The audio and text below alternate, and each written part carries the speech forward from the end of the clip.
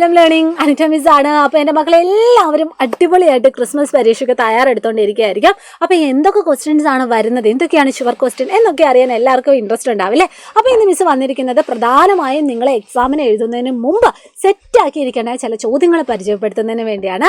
നമുക്ക് ഒട്ടും ടൈം കളയാതെ നമുക്ക് ഫസ്റ്റ് ക്വസ്റ്റ്യനിലേക്ക് പോകാം അല്ലേ. ഫസ്റ്റ് ക്വസ്റ്റ്യൻ എന്ന് പറയുന്നത് ഒരു അറിയിപ്പ് ബോർഡ് തയ്യാറാക്കാനാണ്.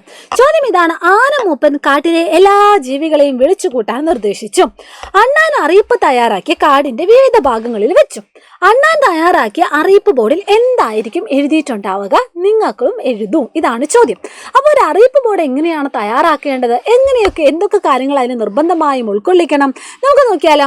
ഒരു അറിയിപ്പ് ബോർഡ് തയ്യാറാക്കാൻ നിങ്ങൾ ഇതുപോലെ എന്ത് ചെയ്യുക, ഒരു ചെറിയ ചതുരം നിങ്ങൾ വരയ്ക്കണം. ഈ ചതുരത്തിനുള്ളിൽ വേണം നിങ്ങൾക്ക് എന്ത് ചെയ്യാൻ, നമ്മുടെ അറിയിപ്പ് ബോർഡ് എഴുതുന്നതിന് വേണ്ടി. ഈ അറിയിപ്പ് ബോർഡ് എഴുതുന്നതിന് മുമ്പ് നിങ്ങൾക്ക് ഇതാ സൈഡിൽ ഇങ്ങനെ അറിയിപ്പ് എന്ന് എഴുതാം കേട്ടോ. അപ്പോൾ അതും നിങ്ങൾ ഓർത്തിരിക്കുക. ഇനി നമുക്കിതൊന്ന് വായിച്ചു നോക്കാം. പ്രിയപ്പെട്ട കാട്ടുവാസികളെ, ഒക്ടോബർ 3 ബുധനാഴ്ച രാവിലെ 10 മണിക്ക് കുന്നിമണി കുന്നിന് മുകളിൽ വെച്ചൊരു യോഗം ചേരാൻ തീരുമാനിച്ചിരിക്കുന്നു. ഈ കാട്ടിലെ എല്ലാ നിവാസികളും എത്തിച്ചേരണമെന്ന് അറിയിച്ചു കൊള്ളുന്നു എന്ന് അണ്ണാൻ. ഒപ്പം സ്ഥലം കുന്നിമണിക്കുന്ന്, തീയതി. അപ്പൊ എന്തൊക്കെ കാര്യങ്ങളാണ് ഇവിടെ നിർബന്ധമായും വേണ്ടത്? ആദ്യം മക്കൾ ഇതുപോലൊരു ബോക്സ് വരയ്ക്കണം. എന്നിട്ട് ഇതിന്റെ സൈഡിൽ അറിയിപ്പ് എന്ന് നിങ്ങൾക്ക് എഴുതാവുന്നതാണ്.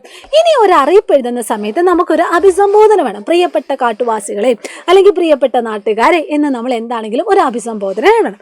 ഇനി നമ്മൾ എഴുതേണ്ടത് ഏത് ദിവസമാണ്. ഇവിടെ പറയുന്നുണ്ട് ഒക്ടോബർ 3. ഓക്കെ, അതിൻ്റെ തീയതിയും പറയണം, ദിവസവും നമ്മൾ നിർബന്ധമായും പറയണം.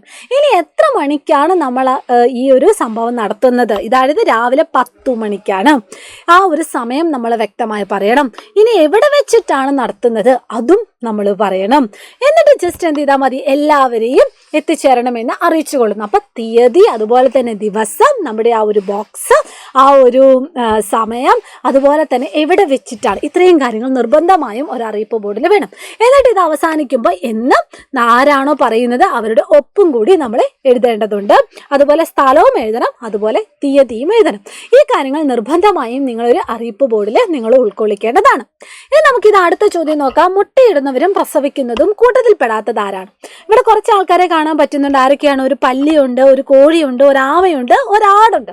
ഇതിൽ ആരാണ് കൂട്ടത്തിൽപ്പെടാത്തത്? നമുക്കറിയാം, പല്ലി എന്ന് പറയുന്നത് മുട്ടയിടുന്നയാളാണ്, കോഴിയും മുട്ടയിടുന്നയാളാണ്, ആമയും മുട്ടയിടുന്നയാളാണ്. അപ്പൊ കൂട്ടത്തിൽപ്പെടാത്തത് ആരാണ്? നമ്മുടെ ആടാണ്. ആടിന് പ്രത്യേകത എന്താണ്? അത് പ്രസവിക്കുന്നതാണ്.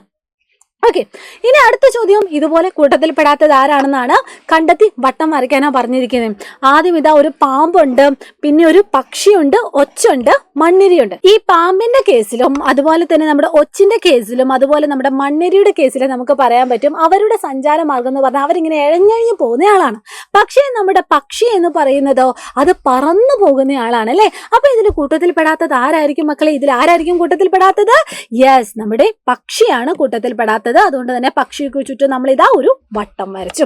അപ്പം ചില ചോദ്യങ്ങളാണ് നമ്മൾ ഇന്ന് ഡിസ്കസ് ചെയ്തത്. അപ്പോൾ ഇതുപോലെ ഇൻട്രസ്റ്റിംഗ് ആയിട്ടുള്ള ചോദ്യങ്ങളൊക്കെ ആയിട്ട് നമ്മുടെ സ്വന്തം ചാനലിൽ നമ്മളിങ്ങനെ പല ദിവസങ്ങളായിട്ട് വരുന്നുണ്ട്.